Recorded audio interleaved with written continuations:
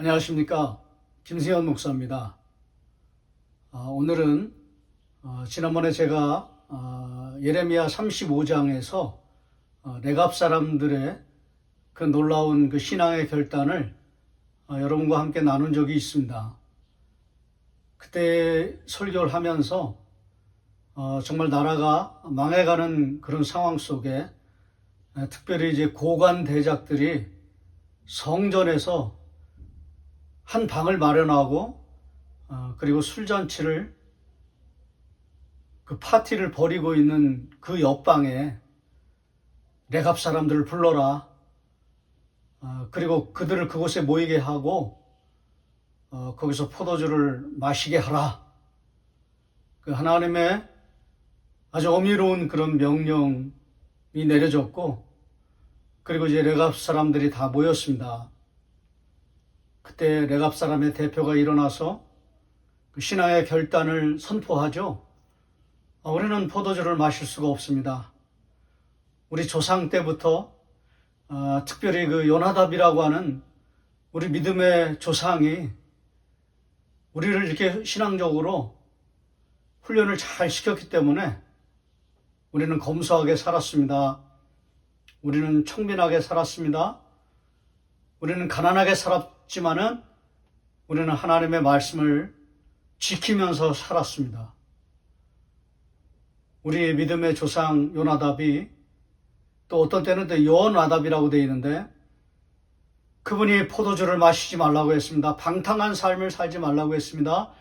술 취하지 말라, 이는 방탕한 것이라고 했는데 우리는 술 취하는 삶을 살지 않았습니다. 우리는 하나님의 말씀을 거룩하게 지키면서 살았습니다. 우리는 술을 마시지 않겠습니다. 그 성전에서 고관 대작들이 그 술 파티를 벌이는 그 옆방에서 그 하나님 앞에 믿음의 결단을 선포하고 있는 그 레갑 사람들. 이제 제가 그것을 쭉 추적하면서 요나답, 그 다음에 이제 더 쭉 거슬러 올라가면 모세의 장인 이드로, 그 이드로가 이제 겐 사람이잖아요. 그렇게 축복을 받았구나, 이렇게 말씀을 드린 적이 있습니다. 그 레갑 사람들은 정말 하나님의 말씀을 신실하게 지킨 결단을 하나님 앞에 올려드렸던 그런 사람입니다. 하나님 말씀대로 순종하면서 살자, 결단하면서 살자, 믿음의 결심을 가지고 정말 목에 칼이 들어와도 일사각오처럼 이 하나님의 말씀에 위배되기 때문에 우리는 이 명령을 따를 수가 없습니다. 술을 마시라고 그러는데 여기 성전인데요. 어떻게 성전에서 이런 죄악을 범할 수가 있습니까? 더군다나 여기 성전인데요. 저는 성전에 대한 깊은 묵상을 늘 자주 하지 않습니까? 성전이기 때문에 우리는 성전이 아니래도 따를 수 없는데 성전에서는 더 말할 수가 없습니다. 라고 그렇게 고백하면서 포도주를 마시지 않겠습니다. 근데 하나님께서 먹어봐라. 아무리 타락한 시대에 이제 1년 뒤에 나라가 망하거든요. 바벨론에 의해서 완전히 나라가, 남유다가 망하거든요. 586년에. 그 1년 전의 사건입니다. 이 사건은. 거봐라. 아무리 세상 살기 힘들어한다고 너희들이 말한다 할지라도 이렇게 하나님 말씀대로 사는 사람들이 있지 않느냐. 그건 다 핑계다. 그건 다 변명이다. 세상 살기 힘들어서 돈이 없어서, 물질이 없어서, 권력이 없어서, 명예가 없어서, 능력이 없어서, 자식이 없어서, 그런 거 다 핑계라는 거예요. 뭐가 없어서. 그게 아니라는 거예요. 결단이 없기 때문에 그렇습니다. 결심이 없기 때문에 그렇습니다. 하나님을 사랑하는 마음이 없기 때문에 그렇습니다. 하나님을 사랑하는 마음을 회복하십시오. 하나님을 사모하는 마음을 회복하십시오. 거기서부터 우리의 신앙이 시작되는 것입니다. 우리의 믿음이 출발하고요, 우리의 결단이 시작되는 것입니다. 하나님을 사랑하는 마음을 가지고 회복하며 나아가면 놀라운 역사가 일어나는 것입니다. 믿음의 결단이 일어나게 되는 것입니다. 하나님 얼마나 기뻐하셨는지요. 다윗이 춤을 췄다고 그랬는데요. 하나님이 춤을 추십니다. 기뻐하십니다. 세상을 만드시고 토부 심히 좋았더라 그랬는데요. 이 레갑 사람들, 이 몇 명 안 되는 이 사람들의 이 놀라운 신앙의 결단을 보시고요. 이 믿음의 결단을 보시고요. 토부 심히 좋았더라. 심히 기뻐했더라. 온 세상을 창조한 것 이상으로 기뻐하셨다. 이렇게 표현하고 있습니다. 여러분, 하나님의 기쁨이 되시는 여러분이 되시기를 축복합니다. 하나님이 기뻐하시는 사람이 되시기를 소망합니다. 그런 사람이 돼야지요. 고관대작처럼 하나님의 마음을 아프게 하고 슬프게 하고 고통스럽게 하면 안 되는 것입니다. 성령을 근심하지 말라고 했는데요. 성령을 근심하게 해서는 안 되는 것입니다. 이 레갑 사람들처럼 하나님이 기뻐하시는 토부, 나의 기뻐하는 자, 나의 사랑하는 자, 나의 어여삐 여기는 자, 레갑 사람들이죠. 하나님 얼마나 기뻐하시는지 모릅니다. 저는 그게 눈에 보입니다. 그게 눈에 선합니다. 그게 읽혀집니다. 와, 하나님 정말 기뻐하시는구나. 하나님 정말 춤을 추시는구나. 다윗처럼 춤을 추시는 것이 그런 모습을 하나님께서 하고 있는 것을 보게 됩니다. 그러면서 이제 이 사람들이 원치 않았지만은 그 나라의 권력의 명령이니까는 그 예루살렘 주변에 와서 살아라. 그 주변에서 이렇게 얘기하거든요. 그래서 이제 그 사람들이 다 이사를 합니다. 아, 그냥 예루살렘 근처로 이 사람들이 이사를 했구나. 저는 그렇게 생각을 하고요. 하나님 말씀에 순종하고 결단하는 삶을 살면 뭐 이해할 수는 없지만은 하나님 또 다른 놀라운 축복을 하나님께서 베풀어 주신다. 이제 그렇게만 이제 제가 해석을 하고 이제 적용을 하고 말씀을 드렸는데요. 그러다가 그 예레미야 32장을 보고는 이제 그게 연결이 되는 거예요. 예레미야 32장은요. 아나돗의 밭을 사라. 이것도 여러분과 말씀을 나눴습니다. 이제 예레미야가 감옥에 갇혀 있을 때 그 숯불한 사람이 찾아와가지고 내 땅 부동산 투자를 하라 그런 거죠. 근데 말이 안 되는 거죠. 1년 뒤에 나라가 망하는데요. 그때 아나돗의 밭을 사라고. 아나돗은 베냐민 땅에 있었는데요. 놀랍게도 여기는 예레미야의 고향입니다. 감옥에 갇혀있는 사람한테 쓸모없는 땅을 사라는 거예요. 이런 부동산 투자는 없습니다. 부동산 투자가 나오거든요. 이건 투기가 아니에요. 그냥 투자예요. 말도 안 되는 그런 투자죠. 나라가 망하는데요. 이거 사봐야 아무짝에 쓸모가 없는 거는 그냥 다 완전 100% 손해보는 그런 투자거든요. 근데 예레미야가 기도하다가 어떤 마음을 받았는지 그건 잘 모르겠지만은 어쨌든 은 17세겔을 주고 아나돗의 밭을 삽니다. 은 17세겔은 큰 돈입니다. 은 한 세겔이 노동자 5일 정도의 품삯이거든요. 그러면 몇백 배 되는지 모르는 거예요. 노동자의 품삯이. 큰 돈을 주고 예레미야의 전 재산인지도 모르겠죠. 그 쓸모없는 땅을 나라가 1년 뒤에 망하는데 그 땅을 삽니다. 근데 하나님께서 뭐 구체적으로는 말씀 안 하셨어요. 그냥 그렇게 그 땅을 사면 포로로 잡혀가는 이스라엘 백성들이 얼마나 불쌍하냐. 그 사람들이 그걸 보면서 소망을 가질 것이다. 아, 이제 하나님께서 이제 땅을 보면서 이 땅도 하나님 앞에 이제 유익한 땅이 될 것이다. 소망의 땅이 될 것이다. 우리가 포로로 갔다가 이제 70년 만에 다시 돌아오게 될 것이다. 예레미야가 그렇게 선포를 하거든요. 그때 남아있는 땅이 있다. 이제 그 정도예요. 그냥 작은 소망 정도죠.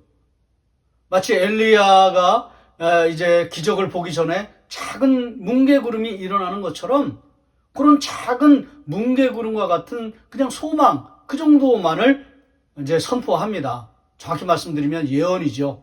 예언을 합니다. 저는 이제 이게 다른 사건인 줄 알았어요. 레갑 사람들과 그리고 예레미야가 아나돗의 밭을 사는 거, 자기 고향 땅 일부를 사는 거. 이게 별개의 사건인 줄 알았어요. 그래서 제가 그때 설교할 때도 여러분과 나눌 때도 따로따로 설교한 기억이 있습니다. 그냥 아나돗의 사람들, 아나돗의 밭을 산 이야기, 그 다음에 소망이죠. 그 다음에 레갑 사람들의 결단, 그건 순종이죠. 소망과 순종, 아주 색다른 주제를 가지고, 별개의 주제를 가지고 여러분과 이제 말씀을 나눴는데요. 이번에 제가 동영상을 이렇게 잠시 이렇게 휴식하는 그런 시간을 가지면서 특별한 이유는 없었습니다. 그냥 이게 제가 쉼을 가지면서 이걸 다시 한번 천천히 보다가 한 가지 제가 깨달은 게 있습니다. 이게 별개의 사건이 아니라는 거예요. 이게 연결이 되는 거예요. 놀랍게도 예레미야가 아나돗의 밭을 샀는데요. 그 산 곳이 어디냐면 예루살렘에서 12km 떨어진 베냐민 땅이었습니다. 근데 놀랍게도 레갑 사람들이 이제 지금 이주를 하잖아요. 예루살렘 주변에서 살잖아요. 근데 그 사는 곳이 놀랍게도 예레미야가 밭을 산 그 땅입니다. 그러니까 안 건드리는 거예요. 뭐 1년만 유효한 게 아니죠. 왜냐면 그 바벨론의 왕이 그 레갑 사람들을 굉장히 좋아하거든요. 그리고 예레미야를 특별히 좋아합니다. 레갑 사람들보다 예레미야를 더 좋아합니다. 왜냐면 바벨론으로 가야 된다. 거기에 순종하고 그냥 살아야 된다. 막 이렇게 하거든요. 그러니까 이스라엘 편에 봤을 때는 반역자지만 바벨론에 봤을 때는 굉장히 친화적이죠. 친바벨론이죠. 친일파처럼 친바벨론파죠. 그래가지고 뭐 얼마나 큰 공약을 거는지 모릅니다. 너가 오는 대로 그냥 우리가 다 해주겠다. 근데 예레미야가 그 밭을 산 땅이거든요. 그러니까 함부로 안 건드리는 거예요. 근데 거기에 놀랍게도 네갑 사람들이 들어갑니다. 할렐루야. 그러니까 뭐 포로기 70년뿐만 아니라 그 나라가 망하는 그 와중에도 여기는 네갑 사람들에게는 완전한 피난처가 된 것입니다. 모든 죄악의 백성들이 다 끌려가면서 옷을 벗기고 그리고 매를 맞고 그리고 막 채찍을 당하고 살 가죽이 막 뜯어져 나가고 그 엄청난 핍박과 박해를 받으면서 바벨론으로 끌려갔거든요. 근데 하나님 말씀에 완전하게 또 온전하게 순종했던 네갑 사람들은 하나의 피해도 입지 않았다는 것입니다. 거기가 아나돗의 밭이었습니다. 놀랍지 않습니까? 네갑 사람들에게는 도피성과 같은 것이었어요. 피난처와 같은 것이에요.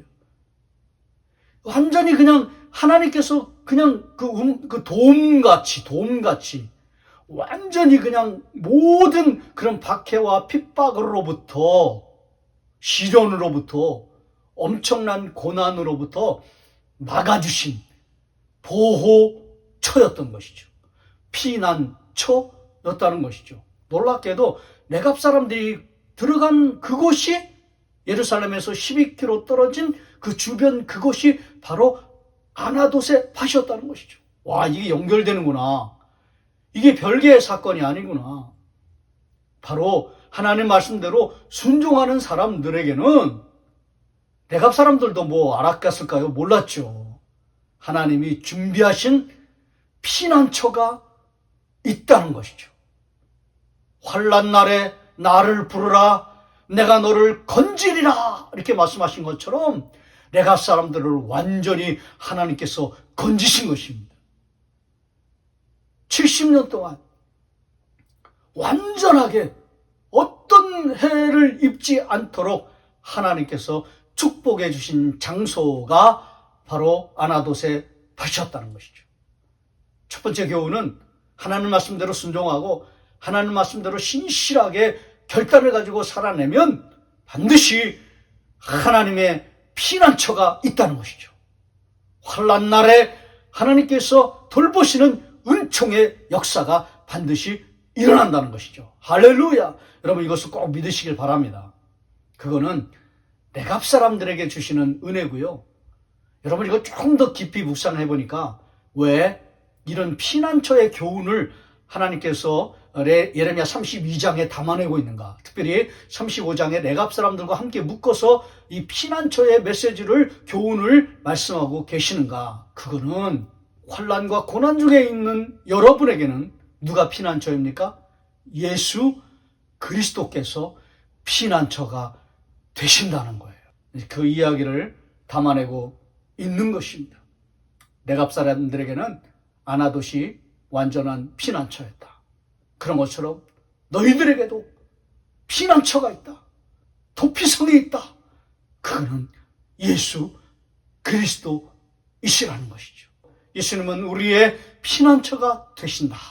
그 이야기를 하고 있는 것입니다. 이제 마지막으로 저는 이런 생각을 해봤습니다. 왜 예수님이 우리의 피난처가 되실까? 우리는 성령님이 우리가 어려움을 당할 때, 우리가 환난을 당할 때, 우리가 그것을 겪을 때, 당할 때라는 표현 안 좋다고 그랬죠? 환난을 만날 때, 환난을 겪을 때 성령께서 말할 수 없는 탄식으로 우리를 위하여 간구하신다. 그러셨잖아요. 근데 여러분 잘 생각해 보세요. 성령이 무엇입니까? 예수 그리스도의 영이십니다. 성령 이전에 예수님이 계신 거예요. 영으로, 하나님으로. 그러니까 예수님도 우리를 위해서 간구하신다는 것이죠. 그게 피난처예요. 피난처는 물리적인 장소가 아니에요. 어떤 공간이 아니에요. 온 우주를 넘어서 모든 공간을 초월해서 예수 그리스도께서 우리를 위하여 간구하시기 때문에 피난처가 되신다는 것이죠. 여러분이 눈물을 흘리고 계실 때, 여러분이 고통의 몸소리를 치고 계실 때 성령께서 탄식하시고, 또 누가 탄식하십니까? 예수 그리스도께서 간구하십니다. 그래서 우리 그 찬양도 있잖아요. 저는 그게 진짜 좋은 찬양이라고 생각해요. 주 널 위해 비네, 주 널 위해 비네, 주 널 위해 비네, 늘 비르시네.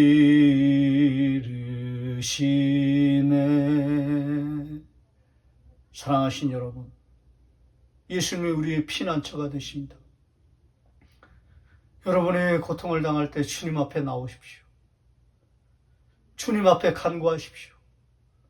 나의 피난처가 되시는 주님, 나를 불쌍히 여기시고 나를 긍휼히 여기시고 나의 고통과 아픔과 문제를 풀어 주시옵소서.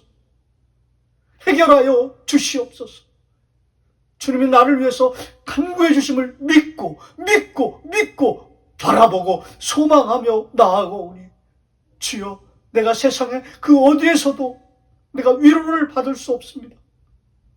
내가 마음을 나눌 수 있는 사람이 없습니다. 그러나 나의 진정한 피난처가 되시는 주님 앞에 나오니, 주여, 나를 긍휼히 여겨주시고 나의 이 아픈 마음을 풀어주시고 해결하여 주시옵소서 라고 기도할 때 주님께서 여러분의 마음을 만지시고 여러분의 마음을 위로하시고 여러분에게 새 힘을 허락해 주시는 것입니다. 왜? 피난처가 되시기 때문에 그렇습니다. 오늘 이 말씀을 나누면서 여러분의 고통을 당할 때 주님 앞에 나와서 기도하심으로, 간구하심으로 모든 고통의 문제가 풀어지시고 하나님의 놀라운 은혜를 경험하시는 저와 여러분이 되시기를 주의 이름으로 축원합니다.